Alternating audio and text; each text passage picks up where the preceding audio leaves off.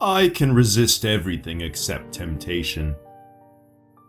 That is a relatively well-known quote by the great Oscar Wilde. Quite the cheeky smartass, if I should say so myself. I personally love that quote for two reasons.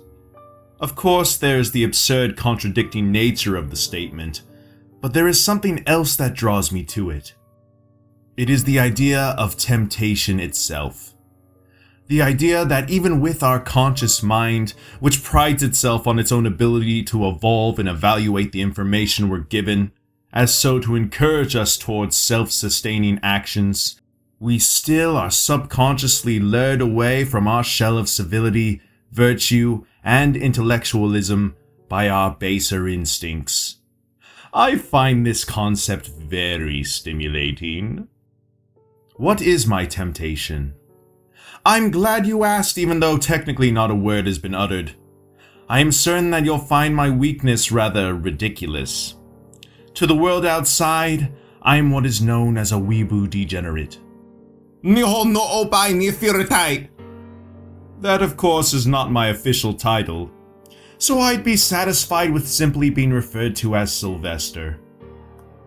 Now that the basic pleasantries of introduction are out of the way, I feel I must stress the elephant in the room. The reason I have these nasty terms such as weeaboo degenerate, weeb king, future pedo, current pedo, and virgin fat ass lobbed at my characters for one reason alone. It is because I love anime, as well as manga. Even though I enjoy some of the more wholesome material, I am particularly a fan of hentai. I am a man of culture, after all. For me, it all began when I was but a young lad. The first experience I had with anime, as was the case for a whole plethora of people my age, was with the show Pokemon. Indeed, I enjoyed the action, as well as the adorable animation style, but what I found particularly enjoyable to watch was Misty. Sure, Ash and Brock were certainly a jolly bunch, but I felt something deep inside me every time that I watched Misty throw Staryu in her tight short shorts. It was from that day on that I realized I had a burning desire for anime women. Super kawaii. As I grew older, I ventured off down many avenues of the anime world. The older I got, the more I seemed to be inclined to seek out erotic subject matter. Gone were the days of Misty's shorts or Bulma's underwear. I simply needed something more nourishing for my aggressively sexual palate. That's when I really dove headfirst into ecchi. It is a style of anime not exactly known for being virtuous, but tame by my current standards. I did enjoy shows such as High School DxD. I still have my Akano waifu pillow after all. But even that becomes lost in the vast ocean of forgotten time, due to a growing need for progression as well as desensitization. The next step of my degenerate expedition was through hentai. I fell in love instantaneously.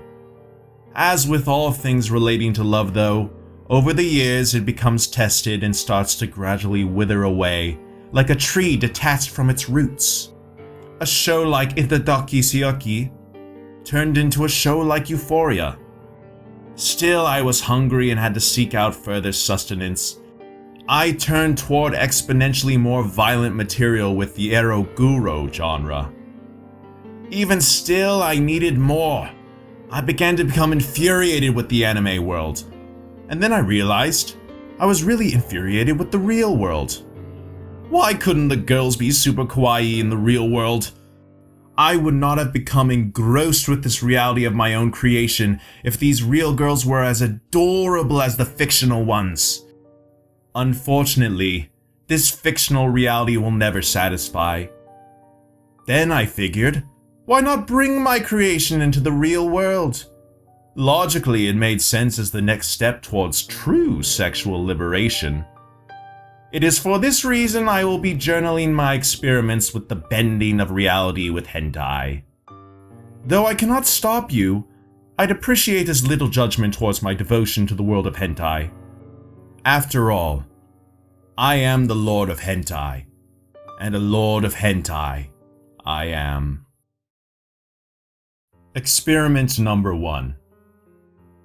A man who is doing his true will has the inertia of the universe to assist him. That is a quote from the infamous Aleister Crowley.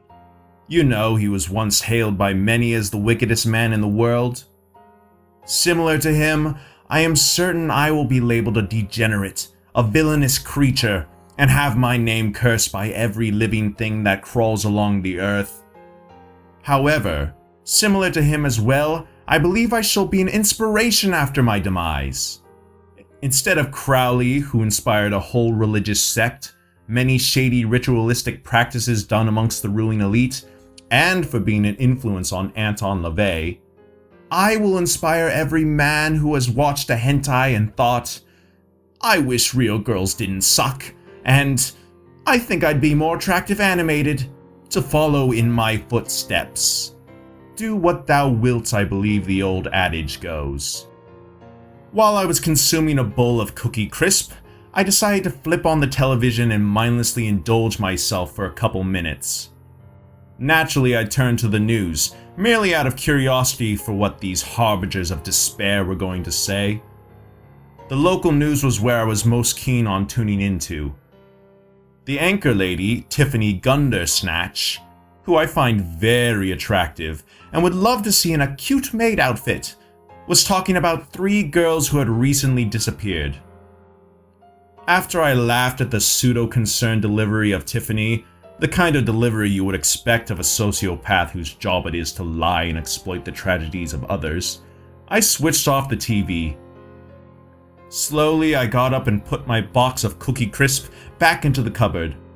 My belly was full of sugary chocolate delights, and now I was finally ready for my morning to begin. The basement lights always take 25 seconds to turn on completely. During that time, there is an excessive amount of flickering, as if to make my work seem creepier than it actually is. When at last the room was fully illuminated, you could see one of the missing girls was trapped in a cage in the middle of the room. In case you had no clue who kidnapped those girls by now, I will cure you of the cluelessness that inevitably comes with being a retard and inform you that it was me. This lovely young lady was 19 years of age. I had dressed her up in a short Japanese schoolgirl outfit, and I had dyed her hair pink as well. Since she appeared to be awake and, shall we say, displeased with her current situation, I decided it was an ideal time to start the festivities. Welcome, Rebecca. I see you've made yourself at home. I thought a little tongue-in-cheek humor would lighten the mood, yet it did not so much as elicit a chuckle. Instead, I was blasted with vulgarity by my pink-haired beauty. Where the fuck am I, you fucking fuck bitch? Even though I was taken aback by Rebecca's abrasive and articulate speech, which held little regard for my feelings, I concluded I had to be the bigger man and proceed with the introduction. That is not the character I assigned to you, you heartless dingbat. You are killing the mood as well as my erection. Now, as you may have guessed already, you are currently trapped in a cage. This cage is attached to 5 car batteries. If you do not find a way out of the cage and win my heart by the end of a 5-minute timer, I am afraid you will be roasted like a Christmas goose. I licked my lips at the thought of a delicious Christmas goose, perhaps with a side of mashed potatoes to accompany the dish. What? Win your heart, bitch? You're not making any sense. Why are you trolling me so hard? She cried, tears rolling down her delicate face. Trolling you? I'm here to give you the chance to live the life you've always wanted. I've seen your Instagram posts. You whine about being dissatisfied with the relationships in your life on a daily basis. Not to mention that TikTok you made the other day. The one where you clap dem cheeks while listing off things you were searching for in a guy. You long for a man who was creative. I put you in a creatively designed death trap, didn't I? It's actually not that creative. Kinda been done before. Sorry, not sorry. She rolled her eyes. You wanted a man that can cook. Pizza rolls and game fuel are not cooking. A man with a place of his own? I prefer a house without cage girls in the basement. Someone who's not overly flirtatious with your big-breasted friends. You'd probably just kidnap them. A big wiener? I am certain that mine is large to someone out there. Yeah, they're called midgets, bitch. I knew I was in the right, so I carried on with trying to explain the rest of the situation to this ungrateful girl. Fine. But you said that you desire a man who would make you feel special and devote time and energy into making you feel as though you are loved. That is exactly what I have done. I have devoted a whole day to focusing solely on you. However, you will have to earn my love too. That is why the anime archetype I am bestowing upon you is the Yandere. Do I even want to know what that means? She asked, while surprisingly not calling me a bitch, but flipping me off instead. Of course, my silly girl. A yandere is a type of character who obsessively dotes over the main protagonist, while becoming violently jealous over the slightest hint of another girl conversing with him. In other words, she is loving to a fault. Today you are going to prove your love for me by breaking out of that cage. The cage symbolizes your own jealousy and reactionary tendencies that keep you from winning me over in the end.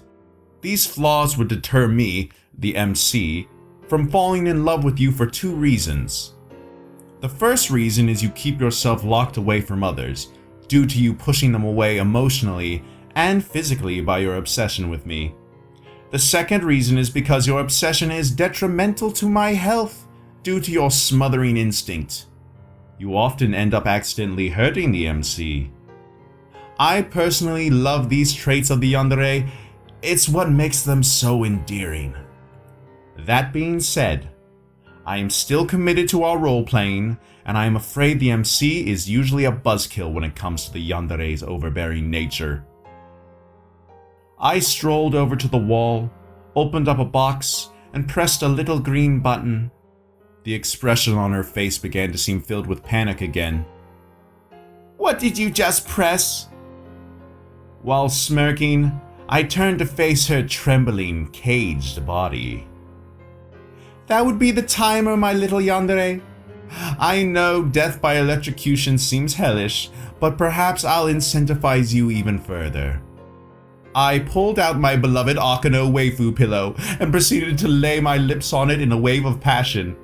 Oh, Akano, we may have escaped Rias Gremory, but I'm afraid Rebecca will find us. You know how she gets. What? You want to suck out my dragon power again? Well, if you insist, fallen angel of my life. I gleefully giggled as I dropped the waifu into a more compromising position. Ew, what the fuck is wrong with you? Creepy, shrieked Rebecca, unable to erase the sight of waifu loving. Waifu loving had me a blast. Waifu loving happened so fast. I sang my tune like there was no tomorrow. Unfortunately, I was interrupted by her yelling. Stop singing, you bitch. It's not even possible to get out of this cage. I will enlighten you with a single but crucial hint. One of the bars is made of styrofoam that I spray painted black. Even without the styrofoam, it is a bit of a tight squeeze. This is especially made even harder by your impressive figure. I started to laugh uncontrollably at the next little factoid I was about to expose to her. Now for the kicker, as they say. The two poles surrounding the styrofoam-made imposter have been given a fresh coating of epoxy glue, which just so happens to be one of the strongest adhesive substances an average citizen such as myself can get their hands on. Short answer, you don't want this to end up in a sticky situation. However, there is one way to escape the cage without being snagged.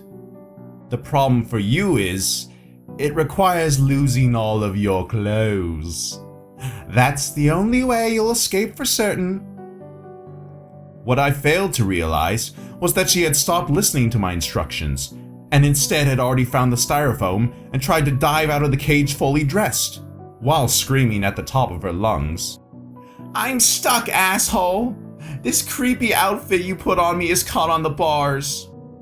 I sighed, annoyed at the girl for ignoring my help. That annoyance turned into delight when I realized what this would entail. "I guess that means you'll have to cut the clothes that bind. You are quite the dirty cream puff. Free yourself of that constricting uniform and those panties. Free yourself. You will live in the literal sense, as well as eternally in the halls of my heart if you just free yourself." The adorable girl squirmed and struggled until she finally ripped out of her uniform, her underwear included. Rebecca at last had been rendered naked, and I must say it is a shame no one else could have been around to bask in the rays of her glistening beauty. Since I was distracted with memorizing every inch of her body, I paid no mind to the fact that her violent struggle to escape from her clothes had caused the cage to tip over. "Bitch!" she exclaimed. That would be the last words she ever said. The cage fell on top of her, caving in her skull and trapping her body beneath it. Similar to a pound of salt being thrown in a rotting wound, the timer decided to go off, causing the car batteries to turn on. This caused Rebecca's body to spasm and convulse underneath the cage. The silver lining to this situation is that her being deceased has definitely saved her from a great deal of discomfort, which she would no doubt be feeling presently. Oh shit! Well, I hope my next experiment will have a better chance of surviving long enough to give me the erotic experience that I'm looking for. However, with this trap and this girl, I guess I'm not shocked. Experiment number 2. In order to know virtue, we must first acquaint ourselves with vice. God. The most controversial and widely disputed subject of all time. If you're familiar with Marquis de Sade, the man I just quoted, you would be aware that he had no such use for God. De Sade was a proud libertine and believed that one's own relationship to pleasure is the closest thing to a god. Throughout his works, interwoven with stories of despicable depravity, is the constant disdain for religion and any preconception of a god, especially one of benevolence.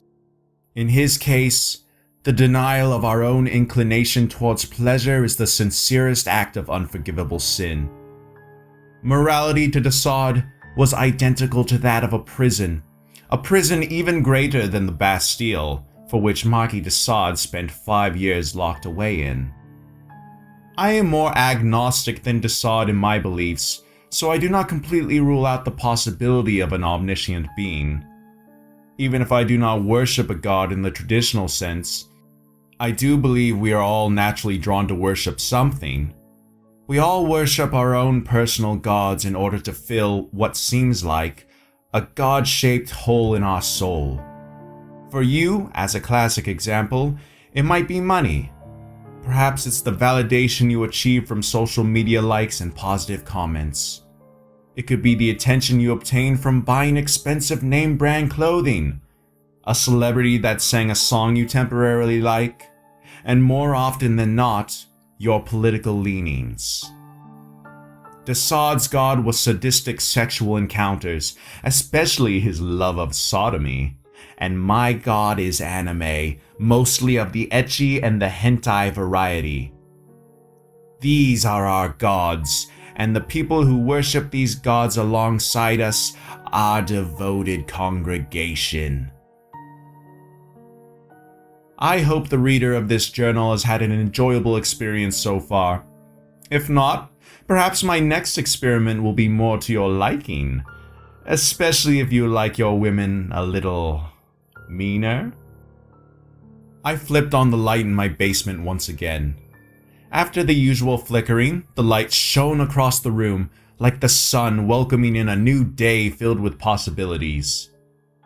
In the corner of the room, resting on top of a pillar, there sat another cage.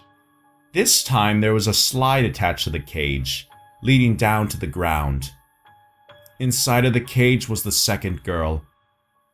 Today my experiment's age is 20. I had dressed her up in Japanese teen idol clothes, with the skirt being so short that it was impossible for her to move without revealing a panty shot. This time my living, breathing waifu's hair had been dyed red. Since she appeared to already be awake, I figured now was the time to inform her of today's busy schedule. Welcome, Allie. You have been selected to participate in today's experiment. Are you ready? I paused, awaiting her response. What is this shit? The better question is, why am I dressed in this nerdgasm costume? To the point with this one, as to be expected. Well, who am I to keep a lady waiting? I would chastise you about your disrespect for that arousing idol outfit, but that disrespect suits your character. The archetype you are representing today is the tsundere. This character is temperamental by nature. They are angry, initially cold towards men, and, as the trap song goes, are headstrong. Headstrong, I'll take you on. Headstrong, I'll take on anyone. The tsundere may seem tough and unapproachable on the outside, but we know it is because they are deeply sensitive characters. Great, I've been kidnapped by a fat, creepy, smelly virgin nerd. I must admit her words cut deep, as razor blades against fragile skin. I may be fat. I may be creepy. I may be smelly. I may be a virgin and I may be a nerd. But I tell you this, young lady. I wear these labels like a purple heart won valiantly in battle. Years of dedication has caused me to appear this way to the shallow vipers that choose not to see. They do not have ears to hear, or eyes to see. I am the Lord of Hentai. Now witness my glory. I was filled with a righteousness that I had never felt before. It was as if my purpose had finally been internalized, and I was free to take my true form, like a Charmeleon becoming a Charizard. Allie made it clear that this was all lost on her feeble mind. What in God's name are you talking about? You're a fucking schizo. I smiled. Then I turned to face her with a gleam in my eye, as if to indicate a sense of joy from my superiority over her lack of understanding. God, eh? Well, let me tell you something about God. God in the figurative sense is whatever one's perception dictates. It is your desire manifesting itself into reality, bringing you to a higher state of being. Now, God in the literal sense, which I am sure you were referring to, is futile. Due to God's lack of intervention, he is one of two things. God is either non-existent, or he is indifferent towards his creation. Is God a work of optimistic fiction, or does he simply not care about you? I would wager that it is the first, but I could not definitively rule out the second. What I can tell you is that even if there is a God, nothing will come of it. You will still be forced to endure my hentai death traps, and no one, except for you and your cooperation, is going to save you. Holy shit! It was just an expression. I didn't ask for a philosophical debate in... She cut herself off in disgust. Are you seriously looking at my ass right now? Yes, it is scrumdiddlyumptious. You're such a fucking pervert.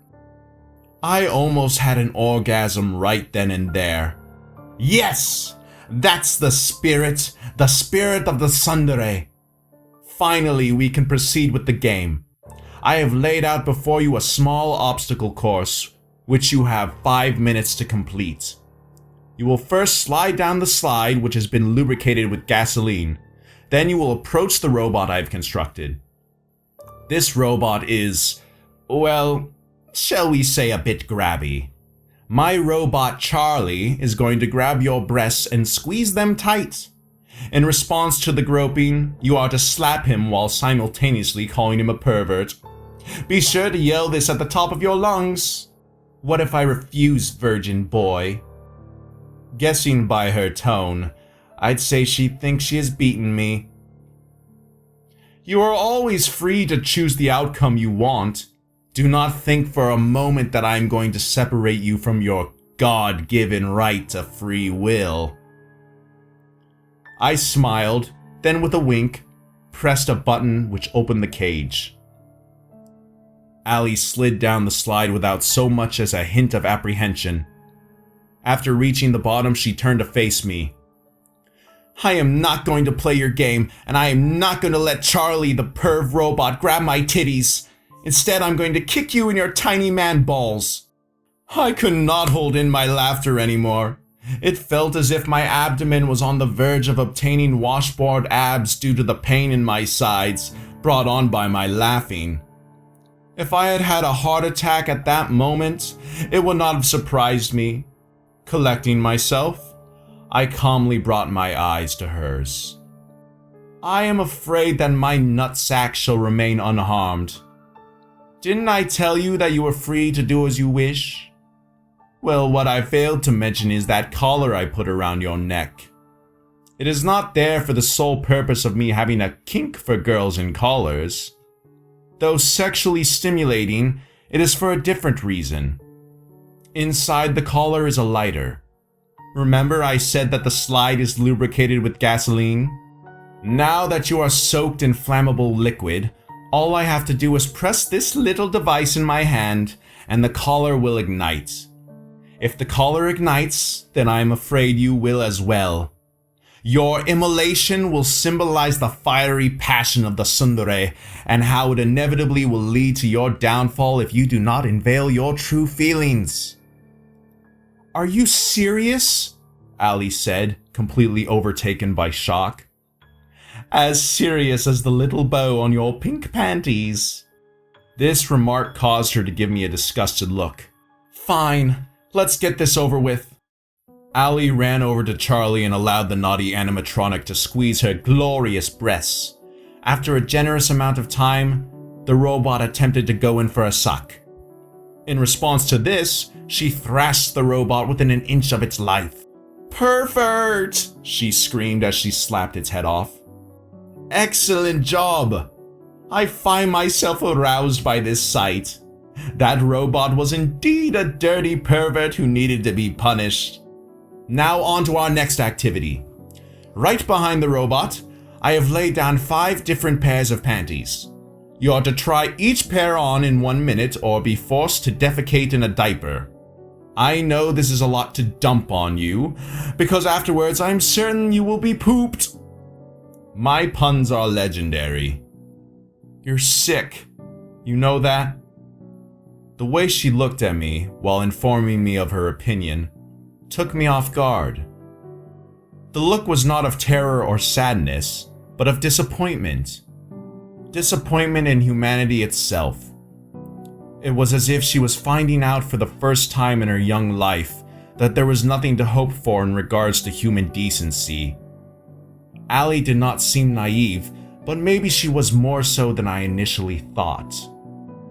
Selfishness is the very foundation of humanity, but that doesn't necessarily make it evil, though. An animal is self-centered, but do we think of it as evil? Of course not. We think of animals as creatures of instinct. They were biologically programmed with these instincts, and to deny them would be to deny the natural order. A piglet knocking over another piglet in order to reach its mother's udder is not immoral. It simply feels hunger, and is aware that the other piglet is in the way of that need being fulfilled. Not out of spite, just preservation of one's own interest. This is similar to the fact that I have a need to see you try on those panties, and your stalling is in the way of that need being fulfilled. My little tsundere was obedient after my speech. Speedily, she tried on pair after pair. The cheeky panties, to the hipster cut, and even the purple thong.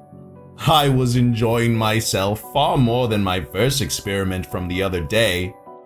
All of the panties had been tried on, but now she had 10 seconds to return to the original pair I had given her. 10, 9, 8, 7, 6, 5, I counted aloud. I'm already done, dumbass, she retorted. She was in fact done. Oh, well done then. You have avoided the dirty diaper punishment, and should be proud of your accomplishment. The next challenge I have been looking forward to all day. If you look closely in the corner opposite of you, there is a mattress laid upon the floor. Surrounding this mattress are all 29 of my waifu pillows. You might recognize a couple of these comfortably cushioned babes, such as Akano, Mia from Monster Musume, Miku Nakano, and even Misa Amane. They will be watching us make love. What? No. The reason for their attendance is because I would like to have an audience, I continued. No. Yes. We shall make love on that mattress as Miku and Akano watch. I shall also be wearing the same diaper that you were going to be punished with. We shall both slather each other's naked body in coconut oil while we sip matcha tea, and all of this shall be final, or I am afraid the tsundere of this story shall go out in a blaze of glory. I don't care. I won't do this, you fat perverted fuck. I'll fucking kill you, even if I have to smother you to death with one of your gross waifu pillows. Ali picked up one of my pillows and charged at me. Ah! I screamed. Not Kurumu from Rosario Vampire. Please. I have ejaculated on that particular pillow countless nights, and I shall continue onward. Ew, fucking sick. This news caused her to drop the waifu, which in turn caused her to trip over herself. She fell backwards and her entire head ended up trapped in a headless Charlie's hand. The robot had mistaken it for a breast and squeezed with intense focus. The grasp of Charlie became tighter and tighter until Ali's head was nothing more than jelly and fragments of bone in his cold hands. Shit! That was not part of my plan, Charlie. You can count on never being used in any future hentai games. That especially goes for tomorrow's game. There's a special feeling about this one. I mean, she is going to be my favorite after all. Experiment number 3. The behavior of a human being in sexual matters is often a prototype for the whole of his other modes of reaction in life. I may not be as experienced in the field of psychology as Sigmund Freud, but I do believe this quote resonates in its accuracy. Personality tends to play an essential role in how we sexually operate. A man who is confident and more present with his thinking tends to have a more enjoyable encounter with sex. He also is more attentive towards his lover's needs. However, a man who is nervous and thinks less of himself tends to be more self-conscious during the act, as well as having a proclivity for pre-ejaculation. Now, as for me, I am prone to indulge in masturbatory sessions with anime because I feel isolated from the world. Real life has a tendency towards cruelty and unfairness, and therefore I have a distrust of everything that differs from my fictional life. Human interaction seems to be a distant memory for me. A memory that has been buried with past trauma and the pain I felt from alienation. These animated women take me back to a time where I felt loved when I was a child. Through these waifus, I can escape from the harshness of my current situation and live the ultimate fantasy. A fantasy of how I feel the world should be. I will escape into this fantasy and reside there until the day they drag my rotting corpse into the cemetery for maggots to feast upon. So you desire to know what sexuality is to me and how it affects my reaction to all other aspects in my life? Sexuality and all things in relation to it is escape. Now, let's take a gander at the next young lady's relationship to sexuality, shall we? It was the third day of my world-altering experiment. Excitedly, I switched on the basement lights to witness my creation. In the corner was yet another cage. This time, inside the cage was a girl of 18 years.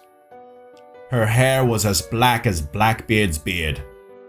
I had dressed her up in a tight short maid uniform. This is clearly the sexiest of all uniforms, and this fact is indisputable. "Welcome, Harper. Don't be shy and say hello." I stared at the girl for a moment, and then realized she was crying. It was not like the boisterous sobbing of a child, but the crying was that of a quiet and timid soul. It sounded mature and restrained, when in reality it is more probable that she was too afraid to let her true feelings show, even to the man that kidnapped her and held her in a cage like a beast. It is for this reason I chose her for my game. Harper turned to face me with teary eyes that seemed to indicate exhaustion. Perhaps she had been crying all night. "I don't know what you want. If you want money, I'll find a way to get it to you. Just please don't do this." I jokingly gave her a pondering expression before my smile returned. Money can only purchase items of fleeting importance. Once the item's usefulness has run its course, it is equal to that of feces destined for the toilet. What I am looking for is an experience that lasts for a lifetime, an experience that transcends beyond myself, and that experience requires you to be a part of it. She cleared her nose. Afterwards, she proceeded to respond. "But why me? You didn't pick me specifically. It was a coincidence." My grin grew even wider. With me, there are no coincidences. I chose you specifically because I know your character. You are my Yandere. In the world of anime, this is the name given to the shy girl. This archetype is soft-spoken, introverted, and kind. She has a heart full of love, but she needs the confidence to proclaim that to the world. Much like my Yandere, you must free yourself of this cage. But unlike her cage, it does not represent the self-made prison that comes from obsession and jealousy. For you, it represents the self-made prison of insecurity. Free yourself not just for the sake of proving your love for me, but for proving that you have love and a deep respect for yourself.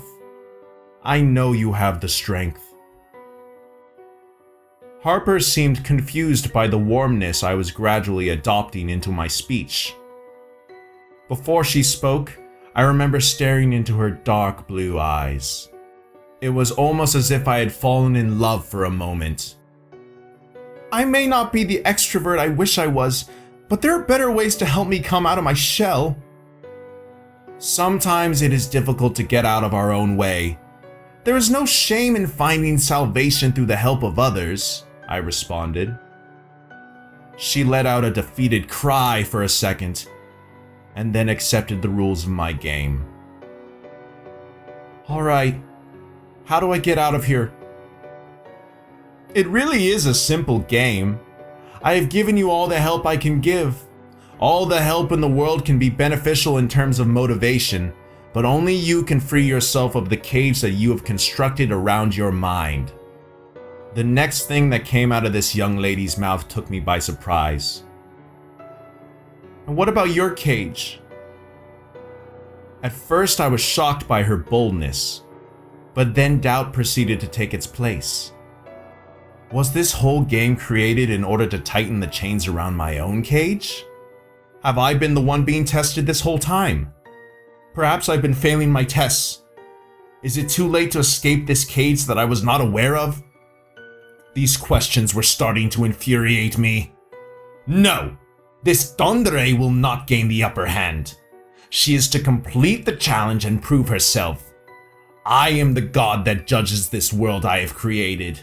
The world for which she just inhabits. I know not what you speak of, milady, but this I know for certain.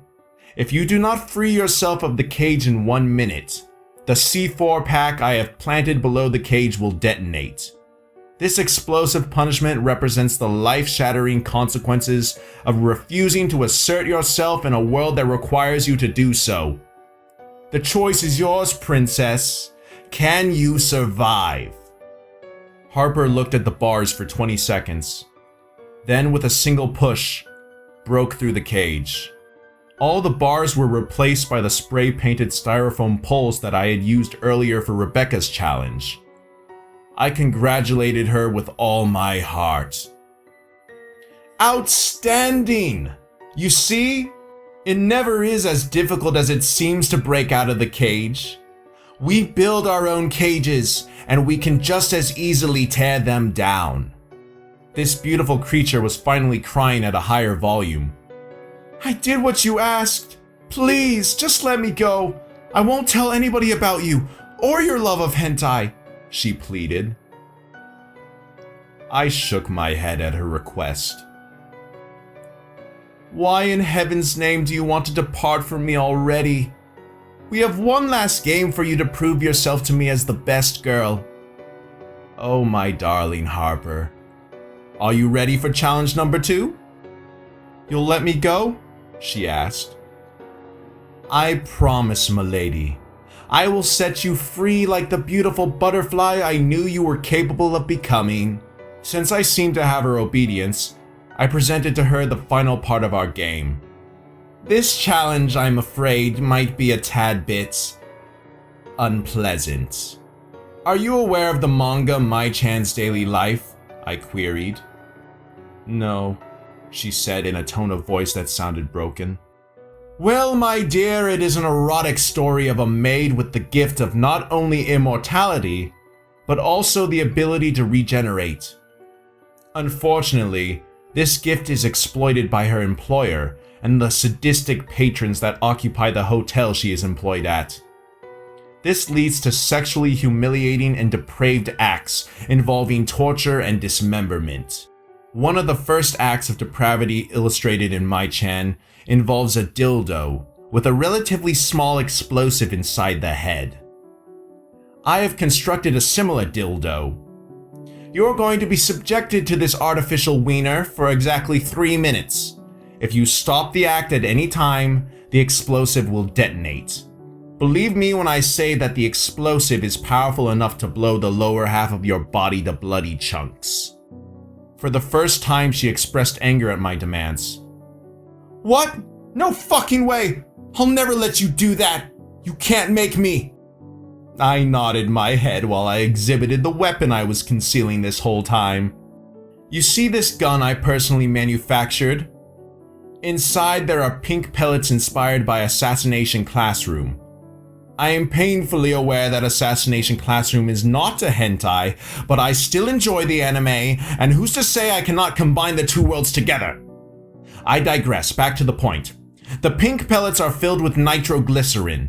The slightest jolt will cause the nitroglycerin to detonate and engulf everything within its immediate proximity. I will discharge this weapon in your direction if you do not comply. In other words, you face the fire no matter where you turn. Yet, through this fire, you will be resurrected like the glorious phoenix. Against all odds, you will have defeated the other opponents and shall have a place by my side, my little Yandere. I don't need your help dealing with my insecurities. I will not touch that dildo, and I will never be your Yandere.